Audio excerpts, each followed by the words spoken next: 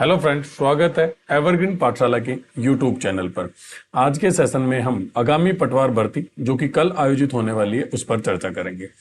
पटवार भर्ती में शामिल होने वाले सभी साथियों को मेरी तरफ से बेस्ट ऑफ लक और शुभकामनाएं। अब हम ज्यादा समय नहीं खराब करते हैं और हम इस चीज पर बातें करें।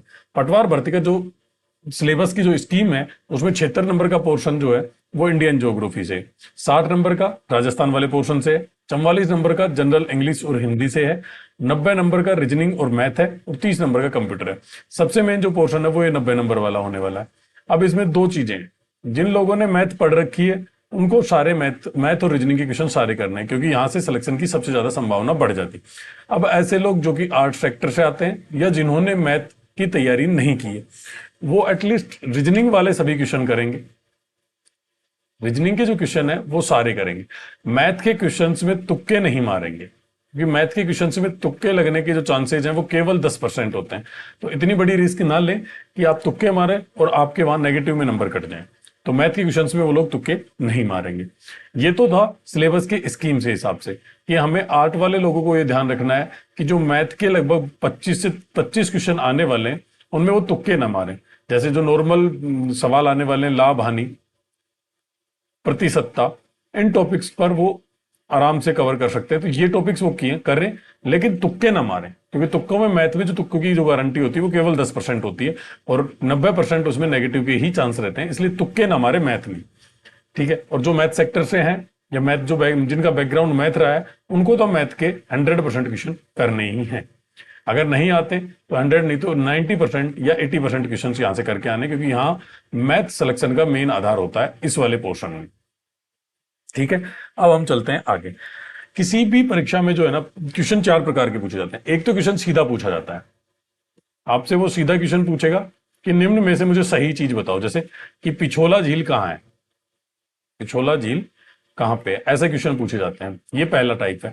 इसमें अगर आपको सीधा सीधा आंसर आ रहा है तो उत्तर आ रहा है और नहीं आ रहा तो नहीं आ रहा है। जैसे उदयपुर, जयपुर, प्रतापगढ़ और राजसमंद। तो हमें पता है कि उदयपुर में पिछोला झील है, तो ये क्वेश्चन हम सीधा सीधा अटेम्प्ट कर लेते हैं। दूसरे टाइप के जो क्वेश्चन होते हैं वो क्वेश्चन ऐसा आएगा, ये आरपीएससी द्वारा पूछा गया क्वेश्चन है कि निम्नलिखित कथनों पर विचार करो, जिसमें उन्होंने पहला कथन दिया है कि लूनी बेसिन और शेखावाटी प्रदेश राजस्थान बागड़ के उप प्रदेश मतलब भाग है राजस्थानी बागड़ के। राजस्थानी बागड़ कहां पड़ता है, यह अरावली है और ये शुष्क मरुस्थलीय प्रदेश है। इसके बीच का जो भाग है वो राजस्थान का बागड़ या अर्धशुष्क प्रदेश कहलाता है। इसके जो बागड़ के उप प्रदेश, ये लूनी बेसिन आ गया इधर और ये इधर शेखावाटी प्रदेश आ गया। तो ये इस क्षेत्र में जो बागड़ प्रदेश पड़ता है यहाँ के उप प्रदेश है लूनी बेसिन और शेखावाटी प्रदेश, ठीक है। फिर अपन आते हैं घग्गर का मैदान अधिकांशतः हनुमानगढ़ और गंगानगर जिले में। आपने पढ़ा है कि ये अर्धशुष्क मरुस्थलीय प्रदेश है, यहां से घग्गर नदी आ रही है, हनुमानगढ़ और गंगानगर में बहती है, तो यहां घग्गर का मैदान विस्तृत है, ठीक है। तो ये भी सही है। तीसरा जो ऑप्शन है, नागौर की उच्च भूमि जो है वो लवणीय झीलों और आंतरिक जल प्रवाह है। मतलब लवणीय झीलें सर्वाधिक नागौरी उच्च भूमि में पाई जाती है, ये हमने पढ़ा है। जैसे नागौर में अपन देखेंगे तो डीडवाना, अब तो इसका जिला चेंज हो गया है, डीडवाना अलग से जिला बन गया है, लेकिन पहले नागौर में थी, ठीक है। डीडवाना, कुचामन, डेगाना, ये झीलें नागौर में सबसे ज्यादा जो खारे पानी की झीलें थी वो पहले नागौर जिले में पाई जाती थी, ठीक है। और ये आंतरिक जल प्रवाह का भी भाग है, तो ये भी सही है। चौथा जो क्वेश्चन है ना वो है अरावली श्रेणियां सभी प्रकार के खनिजों से समृद्ध है। अब देखो ये एब्सोल्यूट बात कर रहा है कि भाई अरावली में सारी ही चीजें पाई जाती हैं, लेकिन ऐसा तो नहीं हो सकता ना कि अरावली में सभी प्रकार के खनिज पाए जाएंगे। इसलिए जब भी ऐसा क्वेश्चन आए जिसमें एब्सोल्यूट बात हो कि भाई सभी चीजें उसी में पाई जा रही है, कि 100% उत्पादन वहीं से हो रहा है, 100% चीजें वहीं पाई जा रही हैं और 100% जितने भी विश्व के खनिज है वो सब उसी में पाए जा रहे हैं, तो ये चीजें हमेशा गलत ही होती हैं। तो इस ऑप्शन को आपको गलत मान के चलना है, ठीक है। एब्सोल्यूट कोई चीज नहीं होती, हाँ 90% 95% समझ में आती है, लेकिन जब वो टोटल 100% की बात करें तो वो चीज अपने को असत्य माननी, क्योंकि ऐसी कोई चीज नहीं है जो सब जगह उस एक पर्टिकुलर जगह पर 100% मिलती हो, ठीक है। तो इस चीज को गलत ही मानना। अब इसका क्वेश्चन देखे तो बहुत बड़ा क्वेश्चन है, लेकिन इसमें सीधा सीधा है कि डी ऑप्शन हमारा गलत हो गया।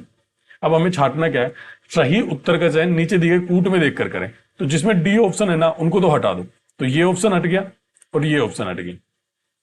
ये क्वेश्चन करने के तरीके। अब अपने पास जो ऑप्शन बचे वो दो हैं, ए और बी, ए बी और सी। अब अपने को अगर आंतरिक जल प्रवाह का भी नहीं पता ना इस भाग में, कि हमें आंतरिक जल प्रवाह का नहीं पता है, लेकिन ये तो हमें तो ये तो पता ना कि यहाँ लवणीय झीलें पाई जाती हैं, तो ये आंसर सही हो गया। तो इसका जो सही आंसर था वो ए, बी और सी था। इस प्रकार के क्वेश्चन दूसरे टाइप के क्वेश्चन होते हैं, जिनमें आपको अगर एक ऑप्शन पता है और कूट का चयन करना है, तो या तो उसमें से आप सही ढूंढ लो।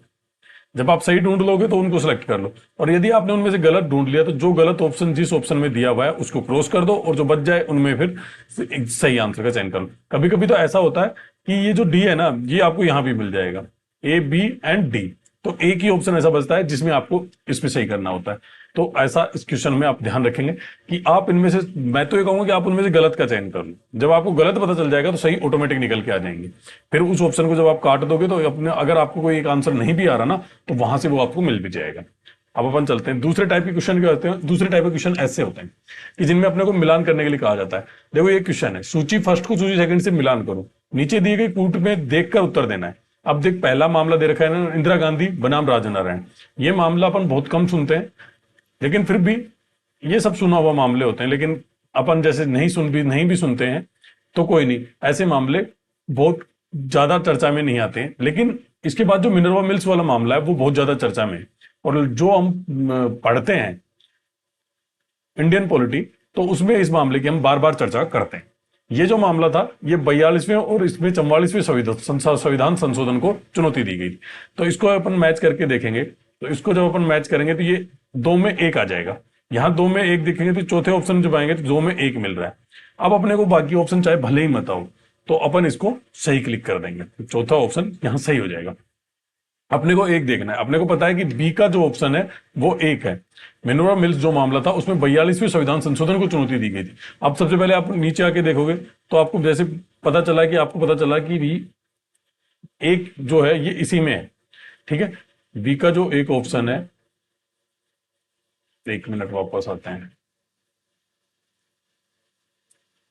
बी का जो ऑप्शन है वो चौथे ऑप्शन में सेकंड स्थान पर है, ठीक है। तो हमें इस चीज पर ध्यान देना है कि जो बी का ऑप्शन है वो चौथे जो ऑप्शन है उसमें सेकंड स्थान पर आ रहा है, ठीक है। तो अब ये और चीजें देखने की जरूरत नहीं है, हम इस तरह से इनका मिलान कर सकते हैं। अगर हमने एक चीज का भी सही ढंग से पकड़ लिया इस मिलान वालों में, तो ये क्वेश्चन अटेम्प्ट हो जाते हैं। जैसे ए में तो आ गया थर्ड ऑप्शन, बी में आ गया फर्स्ट ऑप्शन, और सी में आ गया सेकंड ऑप्शन, और डी में आ गया फोर्थ ऑप्शन। ये इसके ऑप्शन है। हमें पता है मिनर्वा मिल्स मामला 42वें संविधान संशोधन को लेकर हुआ था, ठीक है, ये इसके लेके। तो ये चीज क्लियर हो गई। बी में जब सेकंड आ रहा है तो फोर्थ ऑप्शन इसका क्लियर हो जाएगा। इसलिए एक चीज का मिलान करने के बाद बाकी चीजें ऑटोमेटिक मिलान इसमें हो जाती हैं। एक टाइप के क्वेश्चन ये होते हैं। इसके बाद लास्ट टाइप के क्वेश्चन होता है कि ये पूछेगा कि निम्नलिखित में से सही कथन कौन सा है, ठीक है। इसमें ले रखा है भारत का चुनाव आयोग एक स्थायी संवैधानिक निकाय, अनुच्छेद 324 भाग 15 संवैधानिक निकाय हो गया। ये चीज तो सही है। इसकी स्थापना 25 जनवरी 1952 को संविधान के अनुसार की गई थी। 25 जनवरी को हुई थी, ये तो सही है, लेकिन ईयर 1952 नहीं 1950 था, 1950 था। तो यहां पर इसने 52 लिखकर इसको गलत कर दिया, मतलब ये कथन, पहला कथन इसमें गलत हो गया। दूसरा कथन है कि बहुमत द्वारा निर्णय लेने की शक्ति के साथ बहुसदस्यीय आयोग की अवधारणा 1995 में आई थी। अब देखो, सबसे पहले 1950 में स्थापित हुआ, एक सदस्यीय था, फिर ये 1989 में इसको बहुसदस्यीय बनाया गया, फिर उसके बाद 1990 में फिर एकल सदस्य कर दिया गया, और उसके बाद 1993 जो है इसमें इसको बहुसदस्यीय बना दिया गया था। मतलब 1995 दे रखा है, तो ये ऑप्शन भी हमारा गलत है, ठीक है। अब आते हैं अपन तीसरे ऑप्शन पर। संविधान के अंतर्गत संसद और राज्य विधानमंडल के सदस्यों के निर्वाचन और निर्वाचन पश्चात निर्योग्यता के मामले में आयोग के पास परामर्शदात्री क्षेत्राधिकार। मान लिया कि ये ऑप्शन हमें नहीं आता कि हमें इसके बारे में कोई जानकारी नहीं है कि ऐसा भी कुछ होता होगा, लेकिन इसके अगले वाला ऑप्शन पढ़िए आप। राष्ट्रपति मुख्य चुनाव आयुक्त और चुनाव आयुक्तों की नियुक्ति करता है, ठीक है, करता है, राष्ट्रपति करता है, ये अपने को पता है, ये चीज तो सही है। लेकिन इसके आगे लिख रखा है ये उनका कार्यकाल 5 वर्ष और 60 वर्ष, जो भी आयु पहले हो तब तक होता है। तो ऐसा तो हमने नहीं पढ़ा ना, हमने पढ़ा है 6 वर्ष या 65 वर्ष, जो भी पहले हो। सेंटर के जो भी आयोग है वह 6 वर्ष और 65 वर्ष तक का कार्यकाल हमने पढ़ा है, जो संवैधानिक आयोग। तो ये ऑप्शन गलत हो जाता है। तो अब हमें अगर ये ऑप्शन पता भी नहीं है तो ये ऑटोमेटिक सही हो रहा है, ठीक है। और आरपीएससी और अधीनस्थ बोर्ड की ये कम वो है कि वो जो आपके साथ गलतियां करवाएगा वो इस डाटा में करवाएगा। जैसे 1950 की जगह उसने 1952 दे दिया, ठीक है, फिर यहां 1993 की जगह आपको 1995 दे दिया। और फिर नीचे चलेंगे तो यहाँ जो 60 वर्ष था उसकी 65 वर्ष की जगह तो उसने 60 दे दिया और 6 की जगह उसने 5 दे दिया। तो वो ऐसे आपसे गलती करवाएगा। ये इनके फिक्स पैटर्न होते हैं। अगर आपको ऐसे क्वेश्चंस में तुक्के मारने भी हैं तो आप जो डाटा वाला खेल है ना वहां खेलें। 1950 से 1952 जैसे डाटा दे रखा है। अब अपने को क्या करना है, अब अपने को करना है कि क्वेश्चन अटेम्प्ट कैसे करना है। मान लिया कि कोई क्वेश्चन आया और वो क्वेश्चन अपने को सीधा आ रहा है तो वो तो अपने को अटेम्प्ट करना ही करना है। और जैसे ही आप क्वेश्चन अटेम्प्ट करो वैसे ही ओएमआर शीट में उसे भर देना है। लास्ट के 10 मिनट के चक्कर में ना रहें। कहीं ऐसा नहीं हो कि लास्ट के 10 मिनट के चक्कर में आप पांचों ऑप्शन भर ही नहीं पाए और वो 10% से ज्यादा खाली रह जाए और आपकी ओएमआर चेक ही ना हो। ठीक है, तो आप जैसे ही आप क्वेश्चन अटेम्प्ट कर लें उस क्वेश्चन को भर दें। और मेरा ये मानना है कि जैसे ही आप उस क्वेश्चन को भर दो उस क्वेश्चन को दोबारा मत पढ़ो। जो क्वेश्चन आपने अटेम्प्ट कर लिया उसको दोबारा नहीं पढ़ना है। बाई चांस अगर वो गलती से गलत भरा गया ना तो उसका इफेक्ट दूसरे क्वेश्चन पर पड़ेगा। ठीक है, तो वो क्वेश्चन तुरंत कर लो। अब आते हैं, पहली बार तो आपको पूरे पेपर में उन क्वेश्चन को अटेम्प्ट करना है जो आपको सीधे आ रहे हैं। सीधे क्वेश्चन अटेम्प्ट हो गए। उसके बाद दूसरी बात आपको ये ध्यान रखनी है कि क्वेश्चंस में देखना ऐसे क्वेश्चंस होंगे जिसमें आपको दो ऑप्शन पता होगा, जैसे ए पता है सी पता है लेकिन बी और डी में आप कंफ्यूज है। तो ऐसे क्वेश्चंस में आपको तुक्का लेना है क्योंकि यहां तुक्का लगने का चांस 50% है ना। यदि आपको 3 ऑप्शन में लग रहा है तो यहां भी आपको तब लेना है जब आपके क्वेश्चन सफिशियंट अटेम्प्ट नहीं हो, कि आपको लगे कि आपके क्वेश्चन बहुत कम अटेम्प्ट हुए, तब यहां पर तुक्का लेना है। ठीक है, और यदि आपको चारों ही ऑप्शन नहीं आ रहे ना तब आपको तुक्का, मैं तो ये कहूंगा कि नहीं लेना है, क्योंकि ऐसे मामलों में सिर्फ 25% चांस है। ऐसा हुआ कि आपने 10 क्वेश्चन में तुक्का लिया और आपके 2 सही हुए और 8 गलत हो गए तो भी 2 क्वेश्चन माइनस में जाएंगे, क्योंकि 3 क्वेश्चन का 1 क्वेश्चन डिलीट हो जाएगा। तो ऐसे क्वेश्चन में रिस्क नहीं लेनी है जिसके चारों ऑप्शन आपको नहीं आते। जिनके 2 ऑप्शन या एटलीस्ट एक ऑप्शन के बारे में तो आपको क्लियर ही हो कि ये इसका आंसर हो सकता है, तभी आपको उन पर तुक्के लेने हैं। ठीक है, धन्यवाद, थैंक यू। दोबारा सभी साथियों को मेरी तरफ से बेस्ट ऑफ लक।